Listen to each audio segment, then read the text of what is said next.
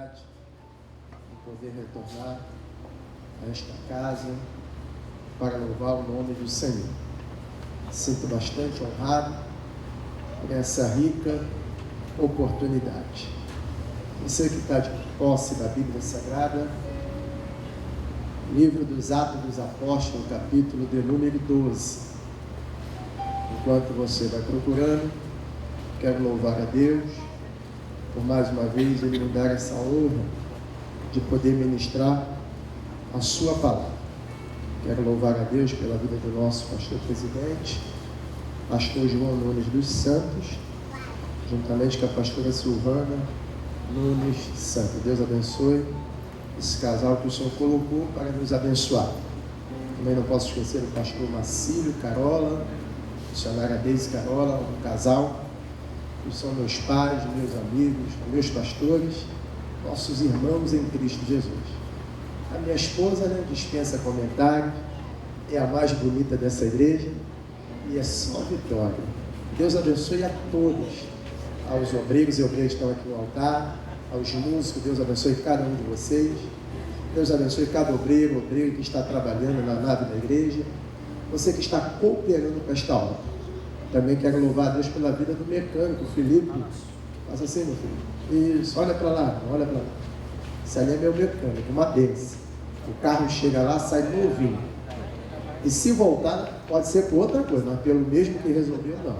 Mas se você quiser um mecânico de mão cheia, uma benção de Deus esse moço, amém? Atos dos Apóstolos, capítulo de número 12, versículo de número 5. Glória a Deus. Quantos acharam, diga amém. Deixa eu fazer um anúncio aqui, irmão, rapidinho, para no final a gente não quebrar o clima espiritual para poder anunciar DVD, né? Então vamos lá. Eu tenho 3 DVDs aqui que são pregados nos Gideões Missionários da Última Hora.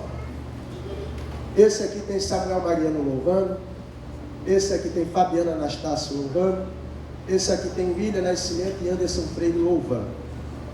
Tem aqui, desenhos bíblicos como Mindinho, 7 horas de desenho para o seu filho. Livro Heróis da Fé. Irmãos, isso aqui, lendo, já é uma maravilha. Em áudio, qualquer um encravado, hoje a gente quer desviar, né? Se tu ouvir esse livro, 20 homens com experiências espetaculares, você vai dizer, nossa, eu pensava que era firme. Tu vai ver tanta experiência maravilhosa que tem nesse CD Heróis da Fé. E o DVD Oratória, que significa isso? Arte de falar em público. Às vezes a gente treme, erra, o microfone quer correr da mão, entre outras coisas, né? Porque a gente é muito bom para falar pessoalmente. Agora, diante do público, a gente erra, né? Então esse DVD vai te ajudar. Tem a máquina de cartão, passa ali fora, deixa Deus te usar. Pastor Antônio Martins, faz assim, é o mais alto desse culto. Deus abençoe a tua vida. Atos dos Apóstolos, capítulo 12, versículo 5, nos diz o texto: Pedro, pois, era guardado na prisão, mas a igreja fazia contínua oração por ele a Deus. Eu vou repetir. Pedro, pois, era guardado na prisão, mas a igreja fazia contínua oração por ele a Deus. Tome vossos assentos e, se possível, permaneça com a Bíblia aberta no texto que lemos.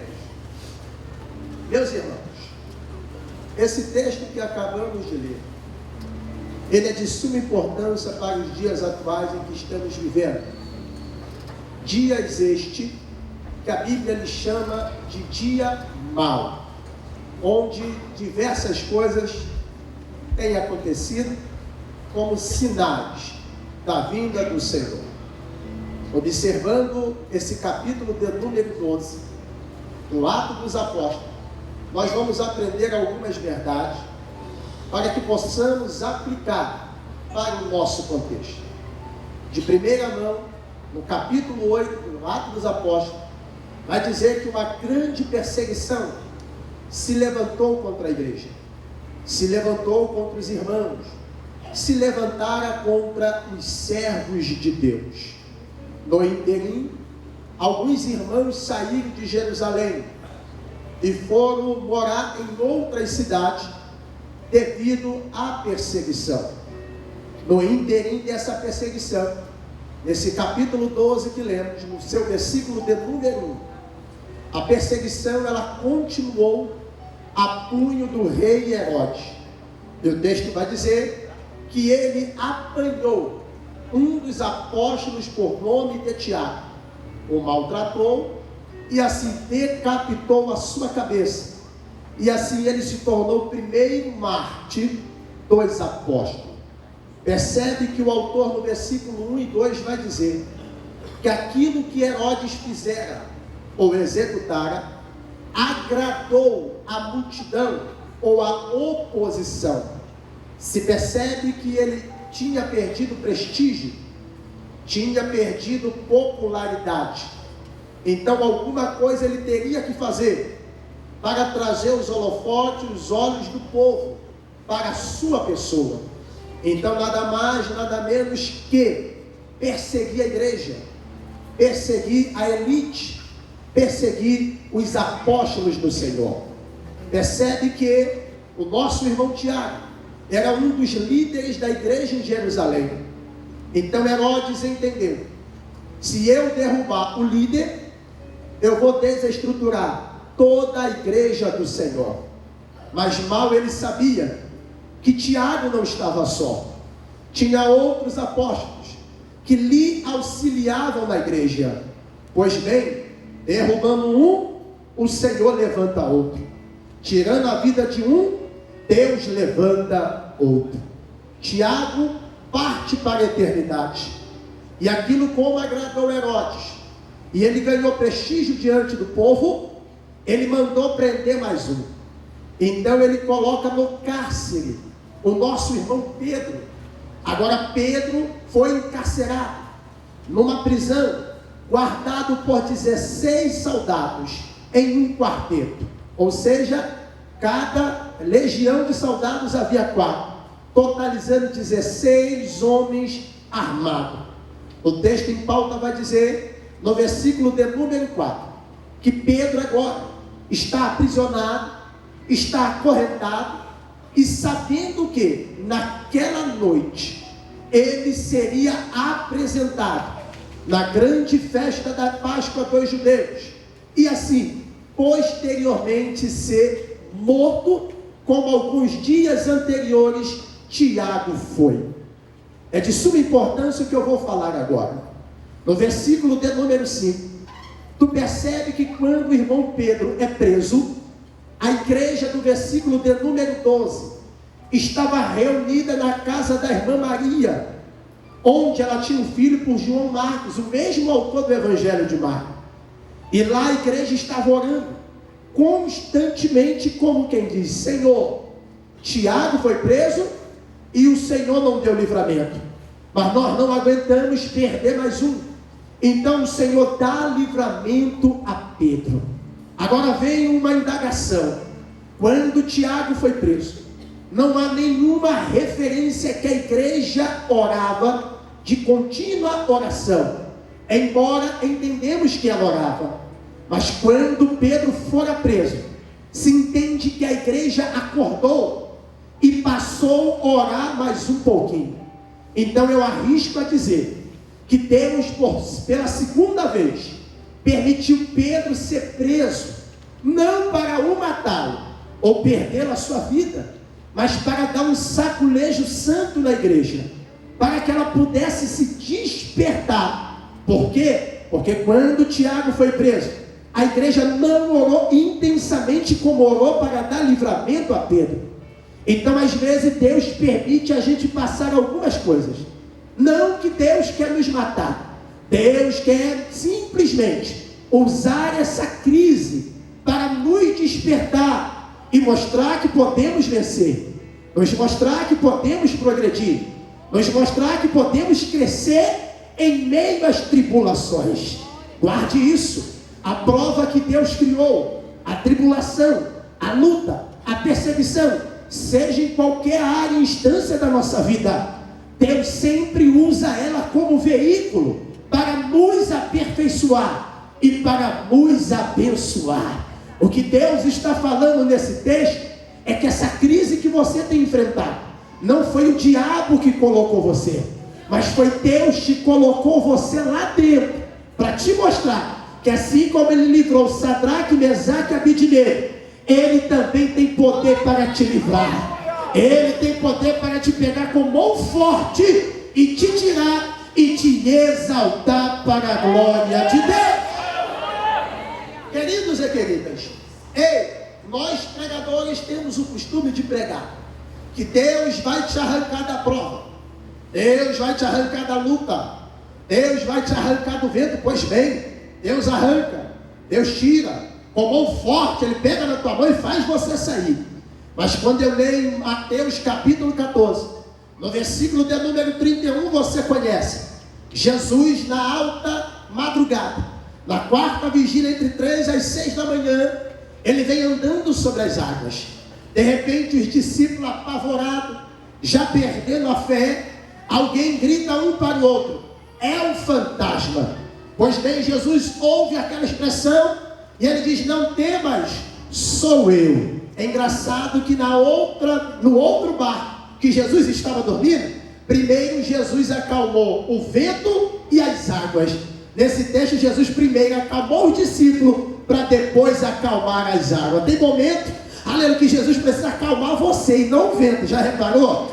Aleluia. E o texto vai dizer que Jesus vem andando sobre as águas. Ele diz: não temas, sou eu. E o texto vai dizer que Pedro toma a palavra e diz: se tu és o Cristo que está sobre as águas, faça que eu ande sobre a mesma. Pois bem, Jesus gostou do desafio. Jesus então pegou as suas mãos e disse: Pedro, venha. O Pedro, com muita fé, com muita coragem, com muita audácia, ele pega o seu pé e coloca sobre as águas, coloca o seu segundo pé sobre as águas.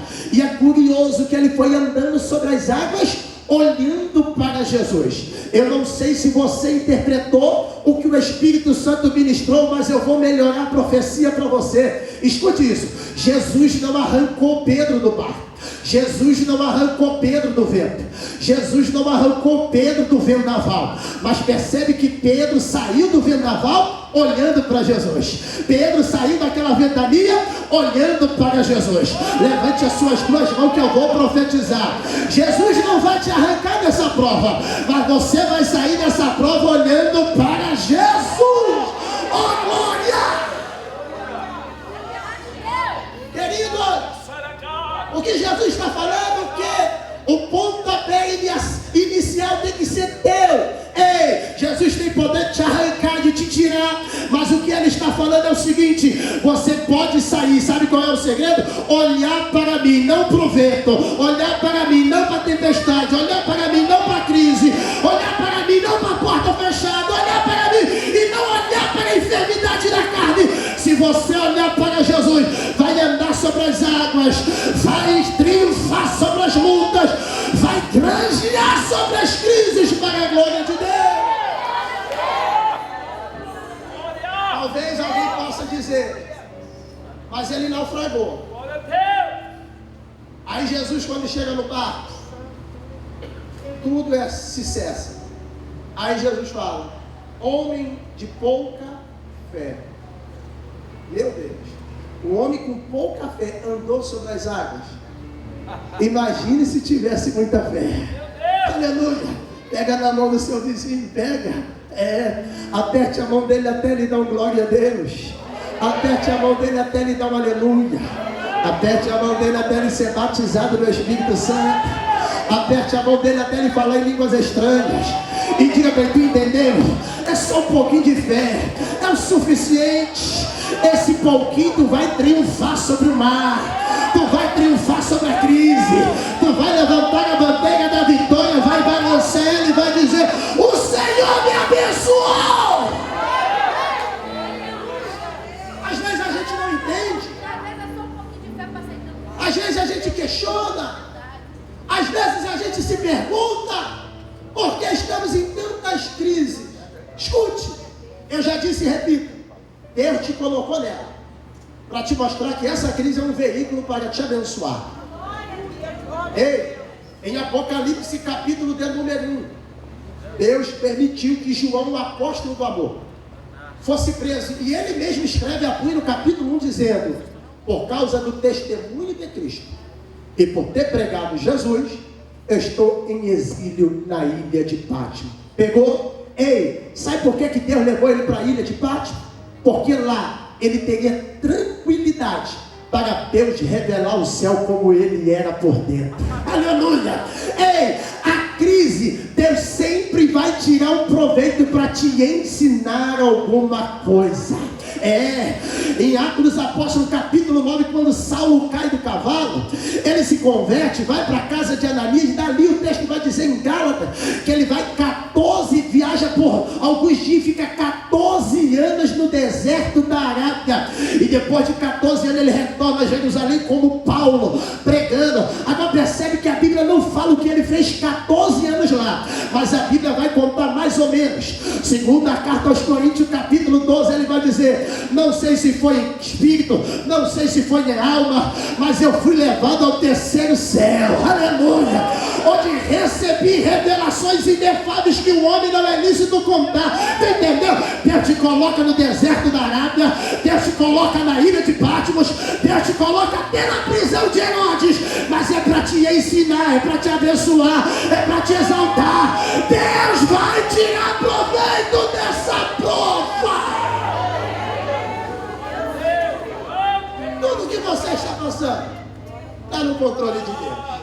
Atente agora, coisa linda vai ser expressada nos seus ouvidos. No versículo 4, vai dizer assim: e havendo-o prendido, encerrou na prisão. Mas olha o versículo 5: pois Pedro era guardado na prisão. Eu não sei se você entendeu, mas no versículo de número 4, missionária Deise, para Herodes, Pedro está preso. Mas no versículo 5, para Deus, Pedro era guardado dentro da prisão. Aleluia, aleluia. Eu vou melhorar. O mundo está achando que tu está preso, mas embora essa prisão pode estar em volta de nós, mas tu está sendo guardado por Deus. Aleluia. Levante sua mão direita, a esquerda larga de ser preguiçoso. Levante as duas mãos, que eu quero profetizar na sua vida. Enquanto Herodes acha que prendeu você, pelo contrário, dentro dessa prisão, Deus está te guardando, Deus está te preservando, Deus está cuidando de você. E tem mais, vai ter até 16 guardas, segurança privada para te guardar.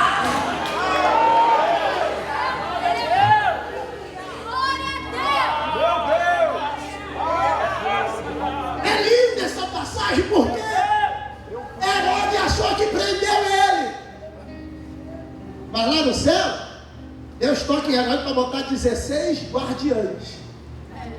Por quê? Para Herodes ele estava preso, mas para Deus ele estava guardado. Aleluia. Então você pegou que a crise, aleluia, simplesmente Deus usa ela para lhe guardar. Pegou? Aleluia. Essa crise é para te preservar. Quer ver? Sem crise o crente não ora. Sem crise o crente não vem para o altar. Sem crise o crente não faz campanha. Sem crise o crente não vem para a igreja. Então a crise ela te preserva de um desvio moral. A crise te preserva de um desvio sentimental. A crise te preserva de um desvio, aleluia, espiritual. Tu sabe por que você ainda não chutou o balde? Tu sabe por que você ainda não voltou para o mundo? Porque Deus está te guardando dentro dessa crise. A glória! Deus está te guardando dentro dessa crise.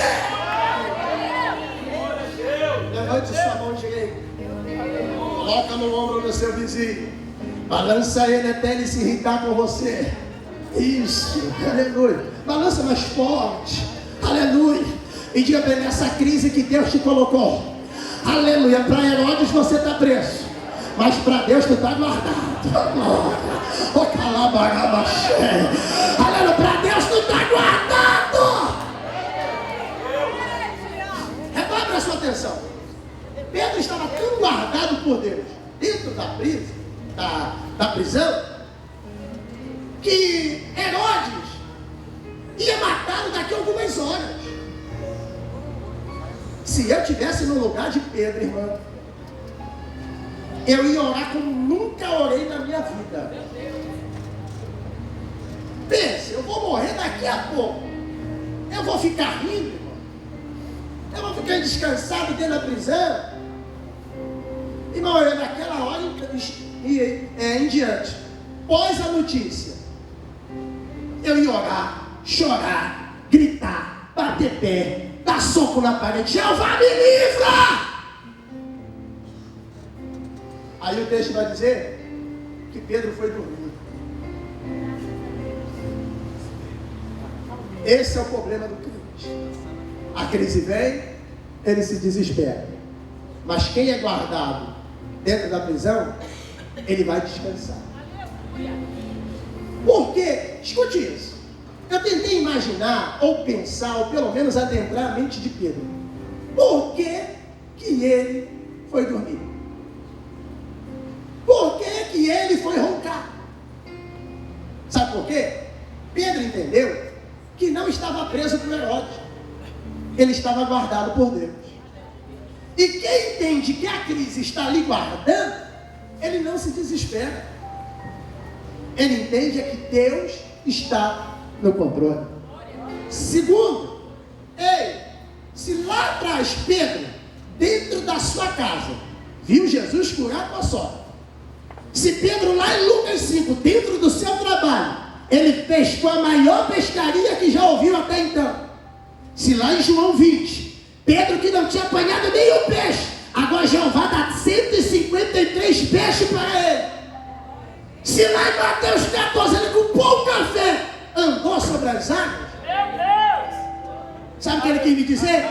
Com tudo isso que já aconteceu lá, eu não tenho dúvida que eu vou ser livre da morte.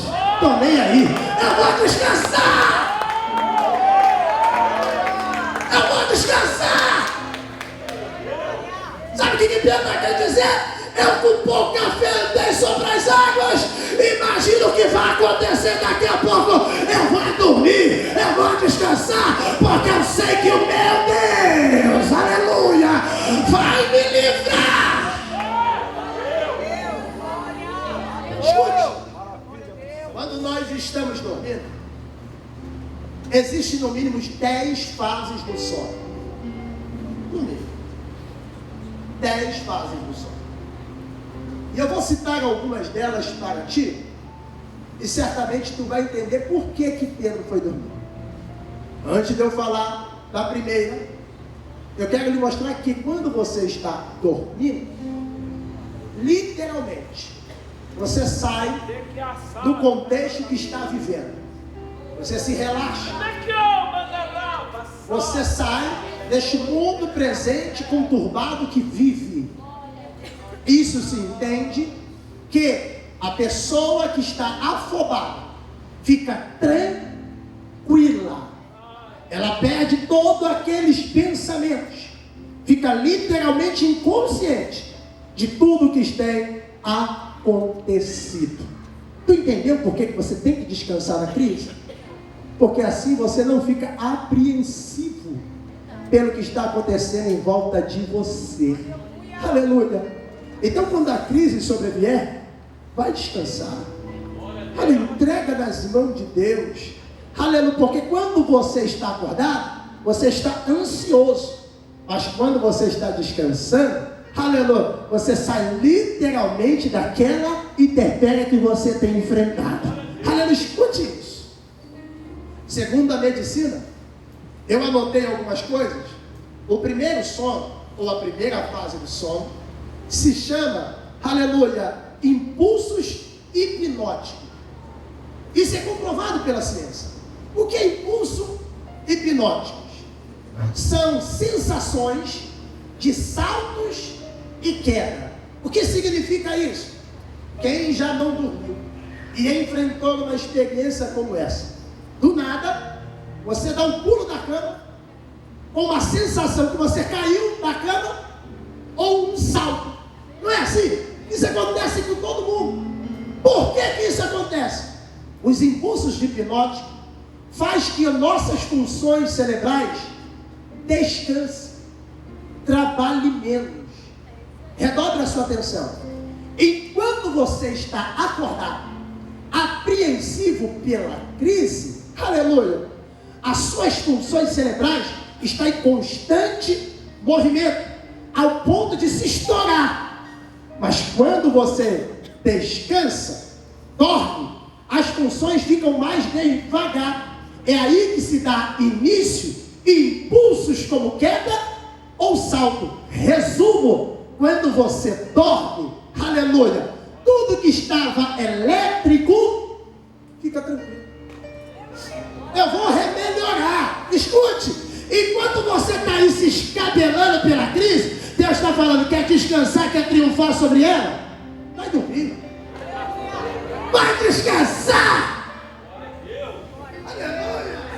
O que Deus está falando aqui para você é o seguinte: é impossível você estar, aleluia, em meio à crise, de olhos abertos, tentando entender, questionar, se perguntar.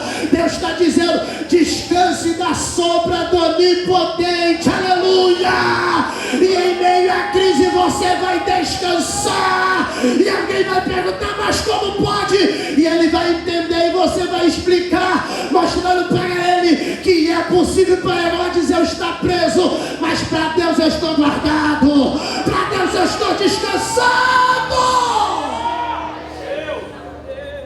Tudo que está elétrico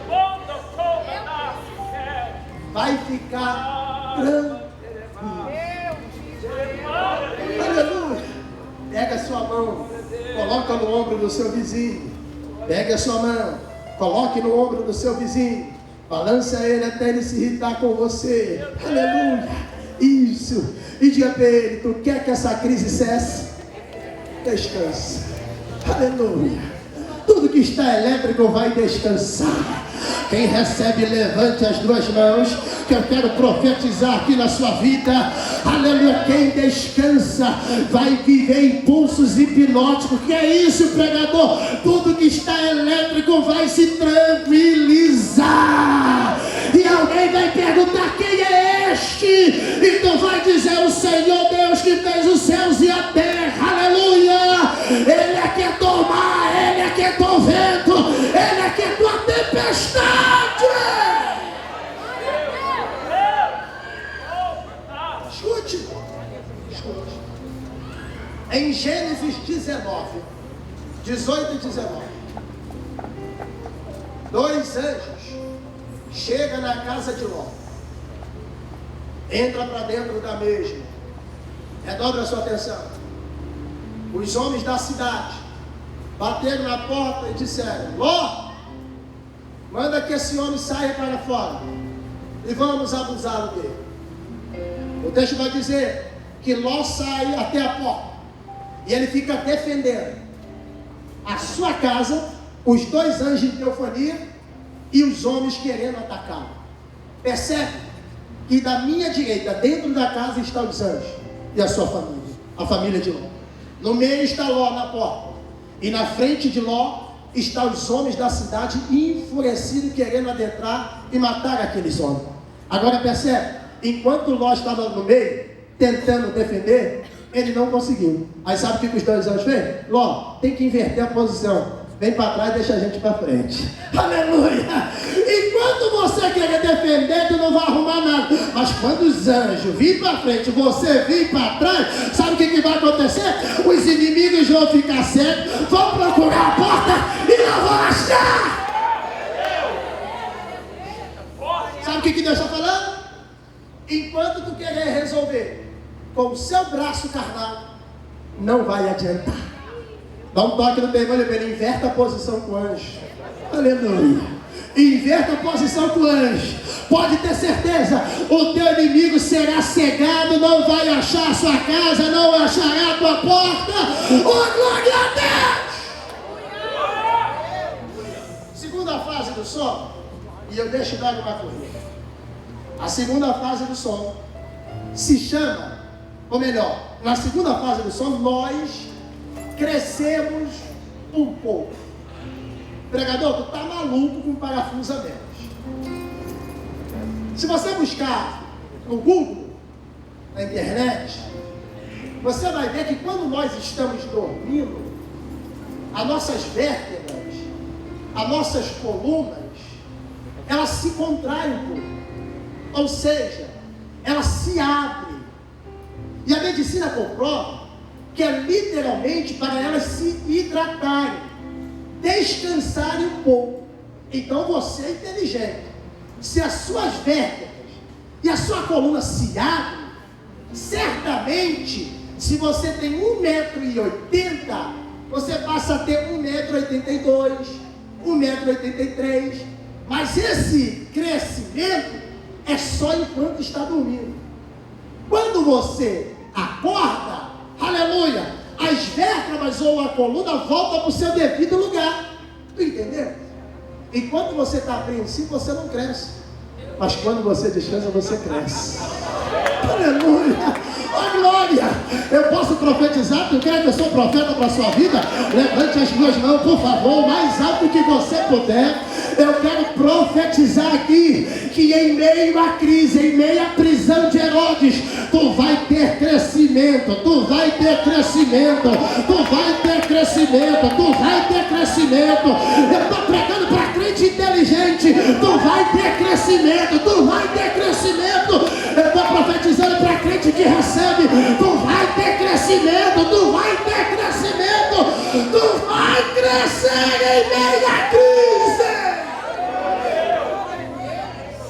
A crise não veio para te diminuir. A crise veio para te fazer crescer. A crise não veio para te jogar para baixo. A crise veio me fazer crescer. A crise não veio me colocar no diminutivo aos seus próximos. Não. A crise veio me fazer crescer. Oh glória! Enquanto os filisteus têm os gigantes dele, fica tranquilo. Quem descansa também é gigante de Yahvé. Aleluia. Aleluia. Que o inimigo se segura. Porque eu sou gigante. Você é gigante. Nós somos gigantes em nome do Senhor. Quem recebe essa palavra, adora a Deus. Escute. Pedro está dormindo. Ele está descansando. Ele está crescendo. Enquanto isso aqui é lindo. Deus envia um anjo. Aleluia. Vamos lá. Quando eu falar 3, tu repete. Deus envia um anjo. 1, 3. Deus envia. Mais forte. 1, 3. Deus envia. Para todo projeto tem um anjo de Deus. Aleluia. No nascimento de Jesus tinha um anjo lá cantando. No deserto, pós a tentação, tinha um anjo me servindo. Jesus no Getsemane, quando ele olhou para a cruz, ele disse: se possível, passa esse cálice de mim, mas todavia seja feita a tua vontade. Lá estavam os anjos. Para todo projeto tem um anjo de Deus. Irmão, quando o anjo desce, Pedro está pobreza, vamos lá. Enquanto o anjo desce, Pedro está dormindo. Uma pergunta. Deus enviou aquele anjo para dar livramento a Pedro. Então nós somos inteligentes. Enquanto Pedro está dormindo, ele consegue ver alguma coisa? Não. Mas no mundo físico e espiritual, o anjo estava trabalhando em prol de Pedro. Mas Pedro estava vendo? Não. Pegou? Você não está vendo. Mas o anjo está trabalhando. O problema do século 21 é esse. Ele quer ficar acordado para ver. Mas quem entende que é guardado, aleluia, ele não quer ser, ele não está nem aí se ver ou deixar de ver. Ele entende que o resultado que é o mais importante. Porque a ação tão pouco importa, porque a ação não me compete. A ação não te compete. A ação compete a ele, mas o resultado é meu. Escuta, você não tem que ver a ação. Sabe por que você não tem que ver? Porque você não tem estrutura para ver. Não tem estrutura para acreditar. Lembra de Ezequiel 37? Deus pega a alma de Ezequiel e leva a um vale, uma espécie de cemitério cheio de ossos sequíssimos, correto? Aí o texto vai dizer que Deus pega na mão dele e faz ele rodear em volta dos ossos sequíssimos. Aí Jeová faz uma pergunta: Ezequiel, podem esses ossos reviverem? Irmãos, Ezequiel olha para o céu, coça a cabeça e dá a pior desculpa que um obreiro possa dar. E ele diz assim: Jeová, só tu sabe. Sabe o que ele está querendo dizer para Deus? Ele está querendo dizer assim: Deus, se ainda fosse de fogo, tivesse carne no osso, eu até cria que tu ressuscitaria, mas é osso sequíssimo. Eu não tenho estrutura para acreditar. Tu entendeu? Ei, é por isso que Deus falou: é isso mesmo, Ezequiel, que eu queria te mostrar. A tua função não é saber como eu vou fazer. A tua função é só levantar a mão e profetizar, porque quem faz sou eu. Aleluia! Então você não tem que ver a ação. João 9, versículo 1. Ia passando Jesus e viu um cego de nascença. Eu disse o que? Um cego? Eu disse o que? Um cego? De nascença, nunca viu na vida. Jesus chegou perto dele e os discípulos perguntou: quem pecou este ao Pai para que nascesse cego? Versículo 3, Jesus disse: nem ele nem os pais, mas isso aconteceu para que nele se manifestem as obras de Deus. Aleluia. Aí o versículo 6, aleluia, o texto vai dizer que Jesus então cuspiu no chão. O texto vai dizer que com aquele cuspe, Jesus fez saliva, aleluia, fez um lodo, uma pasta gilosa, lançou nos olhos do cego. E Jesus disse: vai ao tanque, lava-te. Aí o texto diz: foi, lavou-se e voltou vendo. Vamos fazer exegese aqui. Olha isso aqui. Quando Jesus estava na frente dele, o cego está vendo, irmão? Não. O cego está vendo? Não. Mas quando Jesus cospe no chão, Jesus estava fazendo em prol do cego. Agora, se eu te chamar aqui no final do culto e falar que o meu cuspe ou a minha saliva vai te abençoar e vai te curar, tu vai chamar o pastor Marcílio no final do culto e vai dizer: nunca mais traga esse pregador. Mas foi aí que eu entendi por que Jesus cuspiu na frente do cego. Simplesmente porque o cego não via. Tu entendeu? Você não tem que ver a ação. Você não tem que ver como Deus faz. Aleluia. O cego não viu a metodologia que Jesus usou para curar. Ele só sabia finalizar: eu era cego, agora eu estou vendo. Aleluia. Ei, eu vou me lembrar de Gênesis 2:18. Essa aqui é forte, irmão. Deus trazia todos os animais machos com outro animal fêmea da mesma espécie ao lado, que lhe correspondesse. Tu entendeu? Macho com fêmea. Aí Adão dava nome a todos os animais, macho e fêmea. Aí quando Adão acabou de fazer a sua tarefa diária, Deus olhou para Adão e viu que ele estava só. E não era como os animais, não tinha outra espécie de ser humano ao seu lado que lhe correspondesse. Aí o versículo 21, Deus vai dizer: não é bom que o homem viva só. Passamos numa disjuntora. Aí o texto vai dizer que Deus fez um sono profundo. Olha aí, dormir de novo. Deus fez um sono profundo cair sobre Adão. Agora escute: enquanto Adão está dormindo, enquanto Adão está roncando, enquanto Adão está babando, Deus desce naquele jardim com autoridade. E quando Deus desce naquele jardim, Deus serra uma das suas costelas. E algumas traduções Deus opera. E algumas traduções Deus tira. E algumas traduções, a mais aproximadamente, Deus faz a primeira cirurgia bíblica no mundo da medicina. Da costela retirada do espaço vago, ele preenche de carne. E da costela faz um avião por nome de Eva. Aleluia. Faz um avião por nome de Eva. Redobra a sua atenção. Enquanto Deus está fazendo isso tudo, Adão está fazendo o quê? Você não tem que ver como Deus faz. Aleluia. Levante a mão direita, levante a mão esquerda, que eu quero profetizar aqui na sua vida. Enquanto você está dormindo, Deus está operando. Enquanto você está dormindo, o anjo já desceu na prisão. Enquanto você está dormindo, Deus está agindo em seu favor.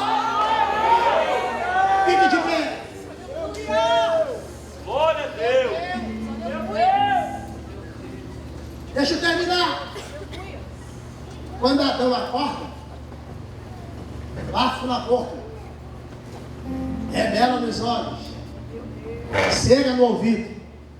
Quando ele olha para um lado, pastor, ele vê aquele avião por nome de Eva. Aleluia. É engraçado que Eva está no singular, correto? Deus não criou Evas, ou seja, aviões, no aeroporto singular de Adão.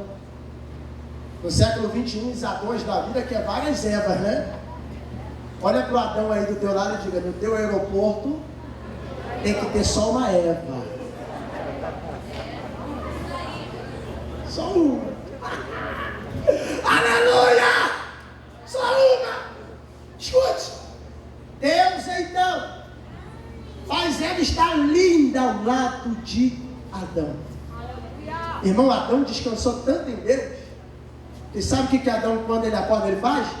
Deus dá até uma profecia forte para ele olhando aquele avião.